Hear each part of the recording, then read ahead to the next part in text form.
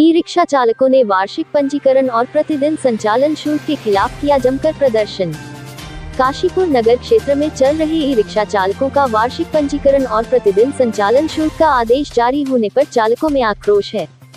इसके विरोध में ई रिक्शा चालकों के समर्थन में आज महाराणा प्रताप चौक पर कांग्रेसी नेता संदीप सहगल ने ई रिक्शा चालकों के पक्ष में प्रदर्शन किया। उन्होंने कहा कि पूर्व में ई रिक्शा चालकों ने चेतावनी दी थी कि अगर उनकी मांगे नहीं मानी गई तो वह आज सोमवार को प्रदर्शन करेंगे। इस कार्यक्रम के तहत आज काशीपुर के सभी रिक्शा चालक महाराणा प्रताप चौक पर पहुंचकर एकत्र हुए और जमकर नारेबाजी करते हुए प्रदर्शन किया। इस दौरान उन्होंने चेतावनी दी, यदि आदेश वापस नहीं लिया गया तो ई रिक्शा संचालन ठप कर दिया जाएगा।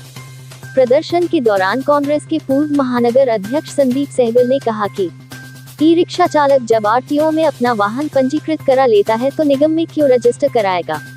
चालक किस्तों पर रिक्शा लेते हैं, उनको किस्त निकालना मुश्किल होता है, वह कैसे प्रतिदिन 25 रुपए शुल्क निगम को कैसे देंगे।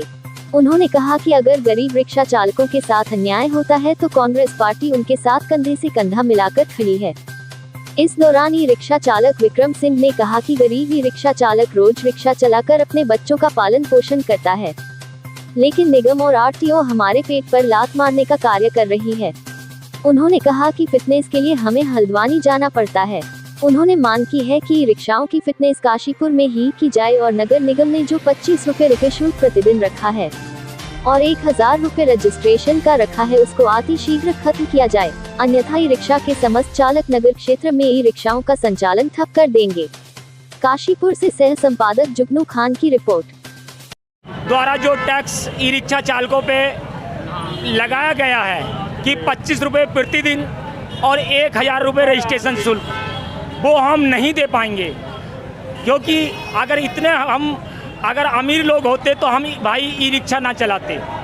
दूसरा हमारा मुद्दा है कि हमारा आरटीओ ऑफिस जब काशीपुर है तो हम फिटनेस के लिए रुद्रपुर या हल्द्वानी नहीं जाएंगे। नहीं लगते बैटरी इतनी चल नहीं पाती है, नहीं जा पाएंगे। हमारा हड़ताल आज सुबह 6 बजे से आज रात्रि 11 बजे तक है और यदि हमें लिखित रूप में ये वापस नहीं लेते हैं तो हम हड़ताल पर ही रहेंगे। हम शाम को डिसाइड करके हम कल फिर अपनी हड़ताल पर रहेंगे। आपसे हमारा अनुरोध है और विनम्र निवेदन है कि ई रिक्शा चालकों पे इतना जुल्म ना ढाया जाए ताकि उनका चूल्हा भी ना जल पाए। विक्रम सिंह नाम है मेरा।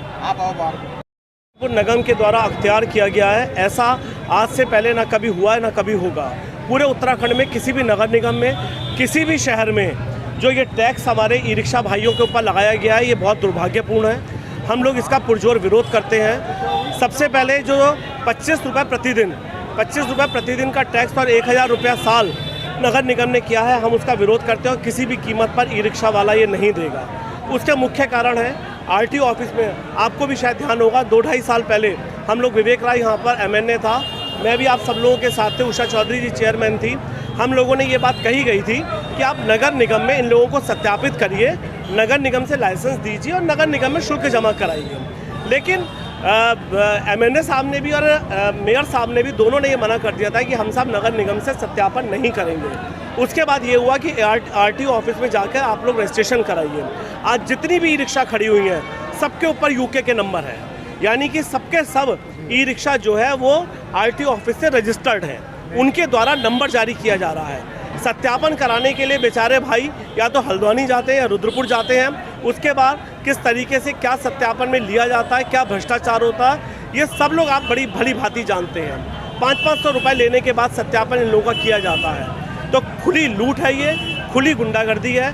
2 मांगे मुख्य मांगे हम लोगों की हैं। सबसे पहले जो 25 रुपये प्रतिदिन ई रिक्शा वालों से लिया गया था वो शुल्क किसी भी कीमत पर ई रिक्शा वाला नहीं देगा। नंबर 2, जो फिटनेस होती है वो फिटनेस इनकी रुद्रपुर या हल्द्वानी नहीं होगी, वो काशीपुर आरटीओ ऑफिस में ही कराई जाएगी।